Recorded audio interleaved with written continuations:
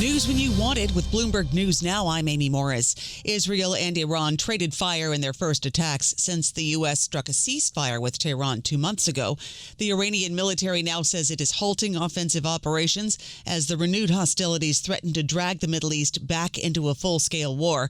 And Israeli Prime Minister Benjamin Netanyahu now says the Israeli military is holding their fire in Iran for now. Bloomberg's Ethan Bronner reports the fighting does have implications for interim peace talks with Iran. It certainly complicates it. I think it's clear that Iran hopes to be able to place a wedge between the U.S. and Israel through Lebanon. Bloomberg's Ethan Bronner reporting from Tel Aviv. WTI now topping $91 a barrel and Brent crude nearing $95 a barrel. That has voters losing faith in the Trump economy as gas prices are still high and inflation is expected to be above 4%. The White House says it's focused on that issue, touting bigger tax refunds for Americans and the abundance of domestic energy. But this message was drowned out by Trump himself. Real Clear Politics shows President Trump with an overall approval rating near 40%. On the economy, a 34% approval rating. Southwest Airlines COO Andrew Watterson says business travel is strong and demand has held up despite the higher costs from the impact of the war in Iran. Corporate profits really drive business travel, and corporate profits has held up well. And job growth, as we saw last week, is also strong, and that drives leisure travel. So the fundamentals of demand generation are strong. Southwest Airlines COO Andrew Watterson spoke with Bloomberg on the sidelines of the IATA conference in Brazil.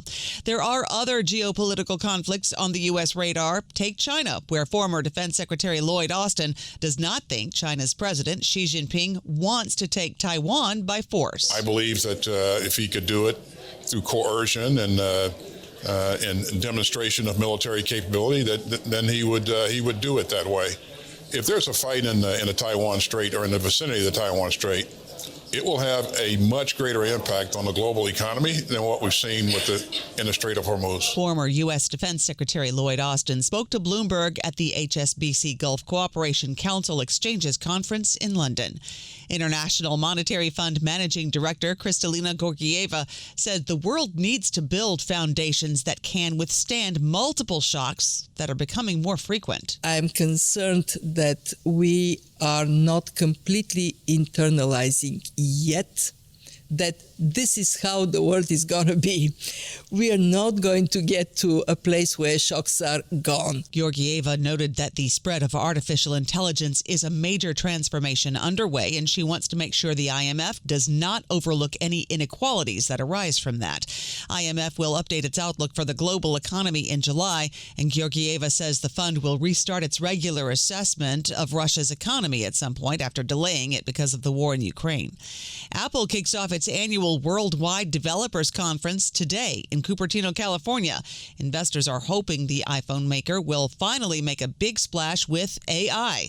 Bloomberg Tech host Ed Ludlow says so are Apple users. For a lot of people, it's an education issue, right? It's that, well, what is it that I can actually do with my iPhone or my MacBook that's unique to Apple that I couldn't do with something else? Part of it is that the consumer doesn't really know what it is they're supposed to be doing with it. Bloomberg's Ed Ludlow is in Cupertino covering the Worldwide Developers Conference. Wall Street staged a comeback as dip buyers emerged, lifting stocks amid some renewed enthusiasm over artificial intelligence and bets that a solid economy will keep powering corporate America. We check those markets for you all day long here at Bloomberg. The S&P 500 up 0.9%. NASDAQ up more than 1.5%. The Dow up 0.25%. The 10-year Treasury yield at 4.55%. The 2-year yield at 4.15%. Intel stock up 12% on a report from The Information that Google recently placed an order for more than 3 million advanced AI chips known as TPUs from the chip maker. That report also says several other major AI chip designers, including NVIDIA, are turning to Intel as a backup manufacturer. Anurag Rana covers tech for Bloomberg Intelligence. If Intel has the ability to do it, I think this is going to be good news for the entire space because right now we are not constrained by anything but supply of chips chips, power, and everything that's hardware and chip related things. It's not dollars. It's not demand. Anurag Rana with Bloomberg Intelligence. The information report says Google's order with Intel would be filled in 2028 and that NVIDIA has not yet placed its order. The Trump administration has drawn up a plan to surge U.S. immigration and customs enforcement personnel to New York City. President Trump's border czar, Tom Homan, told Fox that he'd warned New York Governor Kathy Hochul of the surge before she signed a bill late last month curbing operations and banning masked ICE agents in New York. I made her a promise. You're going to see more ICE agents you ever seen in New York City, and it's coming. I just reviewed an operational plan. I'm not going to tell you exactly when it's going to happen, but it's coming. The move threatens to escalate tensions with Hochul over the president's migrant crackdown. FTX co-founder Sam Bankman-Fried is officially asking President Trump for a pardon more than 2 years after he was convicted over the multi-billion-dollar collapse of his cryptocurrency empire. Bankman-Fried was sentenced to 25 years in prison back in 2024 after he was convicted of orchestrating a fraud at FTX, costing lenders, customers, and investors $10 billion. That's news when you want it with Bloomberg News Now. I'm Amy Morris, and this is Bloomberg.